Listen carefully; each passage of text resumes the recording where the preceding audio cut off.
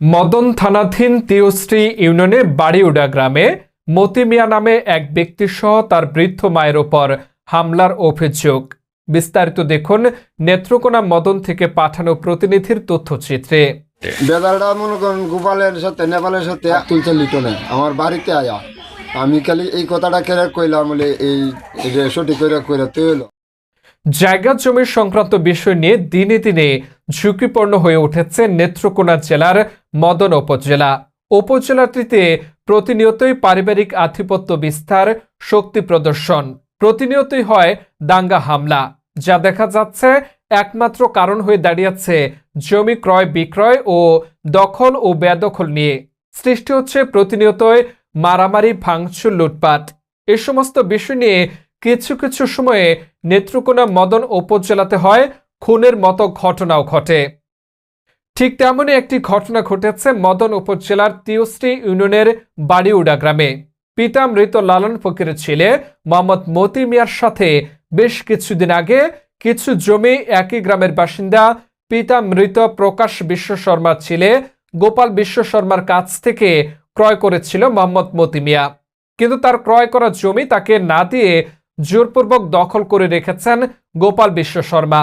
এ নিয়ে এলাকায় বেশ কিছুবার স্থানীয় গণ্যমান্য ব্যক্তিবর্গকে বিষয়টি জানানোর পরেও ঘটনাটির সমাধানে আসেনি। সর্বশেষ নিজের নিরাপত্তার কথা ভেবে মদন থানাতেও একটি সাধারণ অভিযোগ করেছিলেন মোহাম্মদ মতি মিয়া। তারপরও যেন অসহায় হয়ে পড়লেন মোহাম্মদ মতি মিয়া।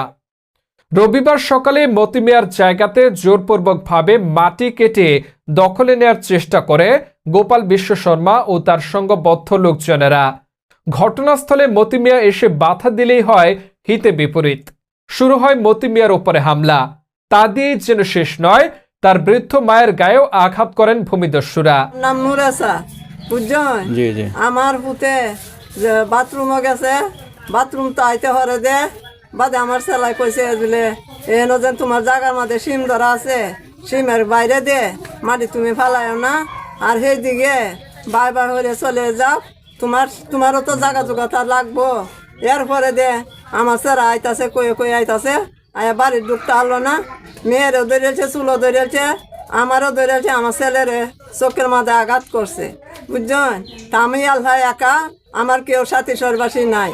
তারা যাই আমি দুই সাইডে থাকি, দুই সাইডে আমার অত্যাচার করতেছে।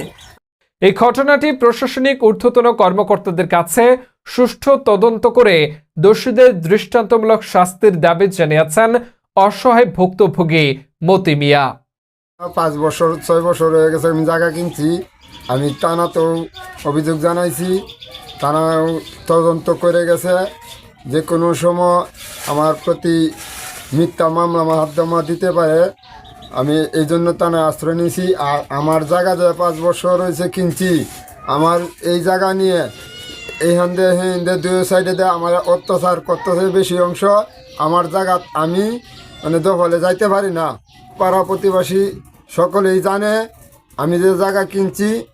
কিনার আজকে বিষয়টা হইলো এটাই, আমি আপনার গেলাম আমি বাথরুম থেকে আয়া দিয়ে হারা মাটি কাটতেছে। আমি নিষেধ করছি, কইছি এনে যে মাটিটা কাটতেছ, এনে যে 10 জনের 4 গ্রামের লোকের জন্য যে মাপ জোপটা হয়েছিল, এই মাপটা তো হেরা মানছে না। এই মাপ মতনই এই মাপটার মতনই তা হোক, তুই যে সিমটা আছে তোর জায়গা নিয়ে তুই মাটি ফালা। এই কথা কওয়ার পরে যে হ্যাঁ কোথায় আমার এখানে নেই, আরো 3 জায়গা পাইবো, 4 জায়গা পাইবো। হ্যাঁ জায়গা তুই নিছে, হ্যাঁ আমার জায়গা না। এরপরে কি আপনার উপরে হামলা করে? এরপরে আমার উপরে হামলা করছে, বেড়া বেডে মিলে হামলা করছে। আমার এই যে চোখের দিকে দেখেন আঘাত করছে। হ্যাঁ, এখন সরকারের কাছে কি চান? এখন আমি চাইতাছি যে এটা সঠিক তদন্ত কইরা আমি বিচার চাইতাছি। আমার জায়গাটা যেন আমি কিভাবে কি করতে পারি, এটা আমি একটু সহযোগিতা চাইতেছি আর কি।